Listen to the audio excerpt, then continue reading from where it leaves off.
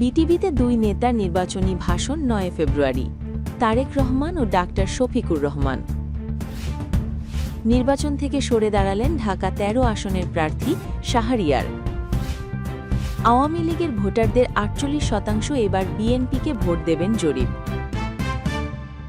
বিটিভিতে দুই নেতার নির্বাচনী ভাষণ ৯ ফেব্রুয়ারি। তারেক রহমান ও ডাক্তার শফিকুর রহমান। ত্রয়োদশ জাতীয় সংসদ নির্বাচন ও গণভোট উপলক্ষে বাংলাদেশ টেলিভিশনে ভাষণ দেওয়ার সুযোগ পাচ্ছেন বিএনপির চেয়ারম্যান তারেক রহমান ও জামাতে ইসলামের আমির ডাক্তার শফিকুর রহমান। আগামী ৯ ফেব্রুয়ারি রাষ্ট্রীয় এই গণমাধ্যমে দুই নেতা নির্বাচনী ভাষণ দেবেন। বুধবার ৪ ফেব্রুয়ারি তারেক রহমানের প্রেস সেক্রেটারি সালেহ শিবলি তারেক রহমানের ভাষণের বিষয়টি risingBD.comকে জানিয়েছেন। তিনি বলেন, আগামী ৯ ফেব্রুয়ারি বিটিভিতে তারেক রহমান জাতির উদ্দেশ্যে নির্বাচনী ভাষণ দেবেন, তবে ভাষণের সময় পরে জানানো হবে বলে তিনি জানান। এদিকে নির্বাচনী প্রচারের অংশ হিসেবে আগামী ৯ ফেব্রুয়ারি রাত ৯টায় জাতির উদ্দেশ্যে ভাষণ দেবেন জামাতে ইসলামের আমির ডাক্তার শফিকুর রহমান। এই ভাষণ বাংলাদেশ টেলিভিশন ও বাংলাদেশ বেতারের মাধ্যমে সম্প্রচারের জন্য নির্বাচন কমিশনের অনুমতি চেয়েছে দলটি। বুধবার গণমাধ্যমে পাঠানো সংবাদ বিজ্ঞপ্তিতে জামাতের কেন্দ্রীয় প্রচার ও মিডিয়া বিভাগের প্রধান এহসানুল মাহবুব জুবায়ের এ তথ্য জানান। প্রেস বিজ্ঞপ্তিতে বলা হয়, আগামী ১২ ফেব্রুয়ারি ত্রয়োদশ জাতীয় সংসদ নির্বাচন ও জুলাই সনদ বাস্তবায়নে গণভোট অনুষ্ঠিত হতে যাচ্ছে। এই প্রেক্ষাপটে বাংলাদেশ জামাতে ইসলামী একটি দায়িত্বশীল রাজনৈতিক সংগঠন হিসেবে জনগণের প্রত্যাশা ও আকাঙ্ক্ষা পূরণে দৃঢ় প্রতিশ্রুতিবদ্ধ। এই ধারাবাহিকতায় বাংলাদেশ জামাতে ইসলামীর আমির ডাক্তার শফিকুর রহমান নির্বাচনী প্রচারের অংশ হিসেবে আগামী ৯ ফেব্রুয়ারি রাত ৯টায় জাতির উদ্দেশ্যে একটি গুরুত্বপূর্ণ ভাষণ প্রদান করবেন। ওই ভাষণটি রাষ্ট্রীয় গণমাধ্যম বাংলাদেশ টেলিভিশন ও বাংলাদেশ বেতারের মাধ্যমে সম্প্রচারের জন্য নির্বাচন কমিশনের অনুমতি চেয়েছে দলটি। ইসির চিঠিতে যা বলা হয়েছে। মঙ্গলবার ৩ ফেব্রুয়ারি নির্বাচন কমিশনের জনসংযোগ পরিচালক মোহাম্মদ রুহুল আমিন মল্লিকের সই করা চিঠিতে বিটিভির মহাপরিচালককে এ সংক্রান্ত নির্দেশনা দেওয়া হয়েছে। চিঠিতে উল্লেখ করা হয়েছে, সুষ্ঠু, অবাধ ও গ্রহণযোগ্য নির্বাচনের জন্য সমমুখী নির্বাচনী পরিবেশ সৃষ্টি অত্যন্ত গুরুত্বপূর্ণ। বিটিভিতে প্রচারণার ক্ষেত্রে সব প্রার্থীর জন্য সমান সুযোগ নিশ্চিত করা এই পরিবেশ সৃষ্টির অন্যতম অংশ। কমিশন রাজনৈতিক দলগুলোর প্রধানদের জন্য নির্বাচনী প্রচারের স্লট বরাদ্দের বিষয়ে বিশেষ নির্দেশনা প্রদান করেছেন। বরাদ্দের নিয়মাবলী। নির্বাচন কমিশন জানায়, জাতীয় সংসদ নির্বাচন আচরণ বিধিমালা ২০২৫-এর বিধি ৬ অনুসরণ করে আবেদনের ক্রমানুসারে স্লট নির্ধারণ করতে হবে। ভাষণের সময়কাল এবং রেকর্ডিংয়ের তারিখ ও সময় বিটিভি সংশ্লিষ্ট রাজনৈতিক দলের সাথে আলোচনা করে চূড়ান্ত করবে। আগামী ১২ ফেব্রুয়ারি ত্রয়োদশ জাতীয় সংসদ নির্বাচন ও গণভোট অনুষ্ঠিত হবে। ওই দিন সকাল ৭:৩০ থেকে বিকাল ৪:৩০ পর্যন্ত বিরতিহীনভাবে ভোটগ্রহণ চলবে। এবারে নির্বাচনে মোট ৫১টি রাজনৈতিক দল অংশগ্রহণ করছে। নির্বাচন থেকে সরে দাঁড়ালেন ঢাকা ১৩ আসনের প্রার্থী শাহরিয়ার। আসন্ন ত্রয়োদশ জাতীয় সংসদ নির্বাচন থেকে সরে দাঁড়িয়েছেন ঢাকা ১৩ আসনের প্রার্থী ড শাহরিয়ার ইফতেখার। বুধবার রাজধানী মোহাম্মদপুরে ঢাকা ১৩ সংসদীয় আসনের সকল প্রতিদ্বন্দ্বী প্রার্থীর নির্বাচনী ইশতেহার পাঠ ও আচরণবিধি পালন অনুষ্ঠানে তিনি নির্বাচন থেকে সরে দাঁড়ানোর কথা বলেন। শাহরিয়ার কবির বাংলাদেশ সাংস্কৃতিক মুক্তি জোট থেকে হারিকেন প্রতীকে প্রার্থী হয়েছিলেন। আইনের শাসন, ন্যায় বিচার, গণতন্ত্র প্রয়োজনের কথা বলে গণভোটে হ্যাঁ ভোট দেওয়ার জন্য ভোটারদের আহ্বান জানিয়ে নির্বাচন থেকে সরে দাঁড়ান। এদিকে এই আসনে ধানের শীষ প্রতীক নিয়ে বিএনপি থেকে নির্বাচন করছেন ববি হাজ্জাজ। অন্যদিকে ১১ দলীয় জোটের প্রার্থী হিসেবে রিকশা প্রতীকে লড়বেন বাংলাদেশ খেলাফত মজলিসের আমির আল্লামা মামুনুল হক। নির্বাচন কমিশন ঘোষিত তফসিল অনুযায়ী আগামী ১২ ফেব্রুয়ারি ত্রয়োদশ জাতীয় সংসদ নির্বাচন অনুষ্ঠিত হবে। আওয়ামী লীগের ভোটারদের ৪৮% এবার বিএনপিকে ভোট দেবেন জরিপ। সম্প্রতি এক মতামত জরিপের তথ্যে বলা হয়েছে, আগে যারা আওয়ামী লীগকে ভোট দিতেন তাদের মধ্যে ৪৮.২% এবার বিএনপিকে ভোট দেবেন জরিপ।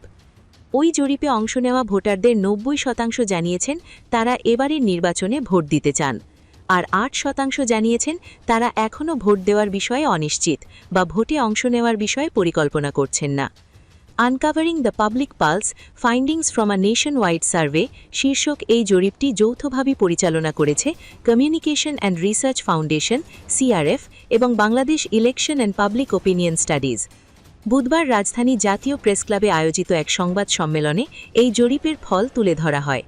ফল তুলে ধরেন সিআরএফের স্ট্র্যাটেজিক কোঅর্ডিনেটর জাকারিয়া পলাশ। তিনি বলেন, তারা দেশের ৬৪ জেলার ১৮০টি সংসদীয় আসনে ভোটারদের ওপর এই মতামত জরিপ করেছেন।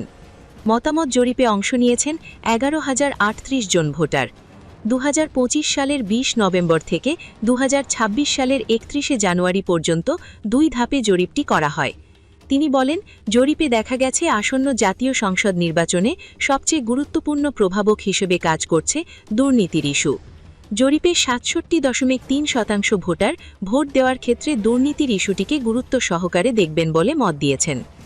35.9% ভোটার ভোট দেওয়ার ক্ষেত্রে ধর্মকে গুরুত্বের সঙ্গে নেবেন বলে মত দিয়েছেন। এছাড়া ভোট দেওয়ার ক্ষেত্রে মানুষ দ্রব্যমূল্যের ঊর্ধ্বগতি, উন্নয়ন, কর্মসংস্থান ও নিরাপত্তাকে গুরুত্বের সঙ্গে বিবেচনায় নেবেন বলে জরিপে এসেছে। আগে যারা আওয়ামী লীগকে ভোট দিতেন তাদের মধ্যে 48.2% এবার বিএনপিকে ভোট দেবেন বলে জরিপে উঠে এসেছে। সংবাদ সম্মেলনে জানানো হয়, এছাড়া আগে আওয়ামী লীগকে ভোট দিতেন তাদের 29.9% ভোটার জামাতকে ভোট দেবেন, 6.5% ভোটার জাতীয় নাগরিক পার্টিকে ভোট দেবেন বলে জানিয়েছেন। 13% ভোটার অন্যদের ভোট দেবেন বলে জানিয়েছেন। 2.4% ভোটার এখনও সিদ্ধান্ত নেননি বলে জানিয়েছেন।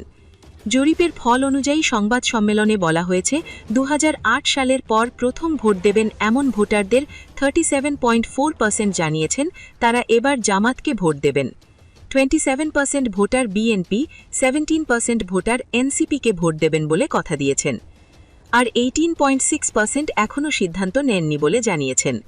জাকারিয়া পলাশ বলেন, মতামত জরিপে উঠে এসেছে এবারের নির্বাচনে মানুষ এমন নেতাকে ভোট দিতে চান যে নেতা মানুষের কথা ভাবেন আর শক্তিশালী নেতৃত্ব দিতে পারবেন। এক্ষেত্রে ভোটাররা ব্যক্তিগত বিশেষ যোগ্যতার তুলনায় জনদরদি প্রার্থীকে বেশি পছন্দ করেছেন বলে জানিয়েছেন।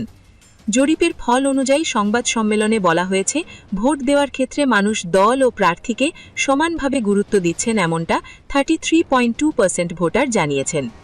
30.4% ভোটার শুধু দলকে গুরুত্ব দেবেন, 30.2% ভোটার শুধু প্রার্থীকে গুরুত্ব দেবেন, আর 6.1% ভোটার ভোট দেওয়ার ক্ষেত্রে কোনটিকে গুরুত্ব দেবেন তারা এখনও ঠিক করেননি বলে জানিয়েছেন।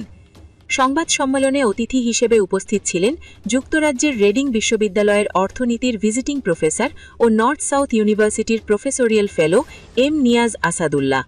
তিনি বলেন, আওয়ামী লীগ যেহেতু নির্বাচনে নেই তাই তাদের ভোট এবার কোন দিকে যাবে সেটি এখন গুরুত্বপূর্ণ। জরিপের সবচেয়ে অতিসাধারণ দিক হল এবারের নির্বাচনে অনেক মানুষ ভোট দেওয়ার আগ্রহ জানিয়েছেন। তবে ভোটের দিনের পরিস্থিতি কেমন হবে সেটা গুরুত্বপূর্ণ, কারণ যে 8% ভোটার এখনও সিদ্ধান্তহীন, নিরাপত্তা ও পারিপার্শ্বিক অবস্থা ভালো না থাকলে তাদের অনেকে ভোট কেন্দ্রে নাও যেতে পারেন। তখন এই 8% হয়ে যেতে পারে 80%। ভোটের দিনের পরিস্থিতি স্বাভাবিক রাখতে নির্বাচন কমিশন ও সরকারকে গুরুত্বপূর্ণ ভূমিকা রাখতে হবে বলে মন্তব্য করেন এম নিয়াজ আসাদুল্লাহ। এ প্রসঙ্গে তিনি বলেন, মানুষ যাতে কোনোভাবেই উদ্বিগ্ন না থাকেন, বিশেষত নারী ও বয়স্ক ভোটারদের নিরাপত্তা নিশ্চিত করতে হবে। তারা যেন নির্বিঘ্নে ভোট কেন্দ্রে যেতে পারেন। এই প্রাধ্যাপক মনে করেন, জরিপের ফল যেমনই হোক, নির্বাচনের দিন পরিস্থিতি কেমন হবে, ভোটাররা কতটা নিরাপত্তা পাবেন, ভোট গ্রহণ কতটা সুশৃঙ্খল থাকবে, এসব বিষয়ের ওপর নির্ভর করবে কত মানুষ ভোট কেন্দ্রে ভোট দিতে যাবেন।